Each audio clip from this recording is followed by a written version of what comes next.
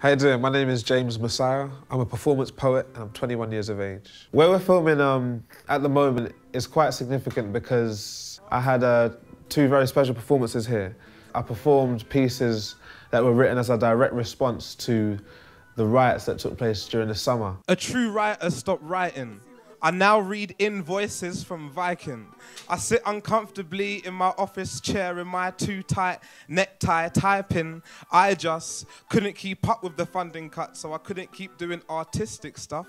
The economy went bust because of greed and lust, and they take it back by breaking us. You could turn to crime, but it just ain't just. It's not every piece that I write that is related to something that's happening, in the news or like a current affairs issue.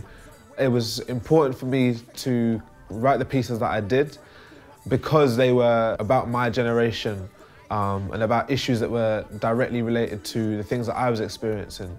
So the hardship with, the university fees going up and feeling a little bit disillusioned and unwanted almost. But it was just seeing this is one way to react, and me coming and performing my poetry and being active in a positive way was definitely important. I was about 12 years old. I did my first performance in church. Help us, Lord, like you have before, even until the year 2004. And looking back now, it sounds a bit naff, but at the time, I kind of thought it was genius. I guess up until that point, I'd only ever seen poetry written. I'd never seen it performed. Around 15, 16, my style began to change. I kind of got exposed to a lot more American-style slam poetry. And up until that point, I thought I was the only poet in the world, but then I discovered, no, there is a wealth of other kind of artists doing similar things to what I do. I'm inspired to write by places. Geographical location is important. That allows other people to kind of say, yeah, I've been there. I've been to Hackney, I've been to Dalston, I've been to New Cross or Peckham, wherever it might be. Culturally, when I write, I guess I want to become known in a way that maybe Linton Kwesi Johnson and Benjamin Zephaniah are known as sort of like dub poets who capture the kind of spirit and sound of the Caribbean. I guess having Caribbean parentage is important in that sense, but I definitely am a London boy and I want that to come across. It's funny seeing kids playing because it wasn't really that long ago that I was a kid playing. But then it all kind of gets really serious.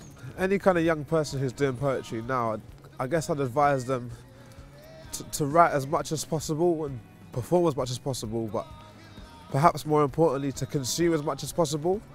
So not just consuming art in the most obvious sense, or listening to music and going out to concerts and poetry shows and stuff, but just to kind of get out there and meet people, live life and experience things as much as possible, because that's what's really going to kind of be the fuel for your poetry engine, if you will. Willing to move like I'm blocking your view to these funk soul rhythms and these deep house grooves. Don't stay in the pocket, mix jazz with the blues, get rude with it. I have fallen quite neatly into that poet pocket. Yeah, it's my art form, it's my craft, it's what I do, it's what I love, and I guess at this stage I wouldn't want it any other way.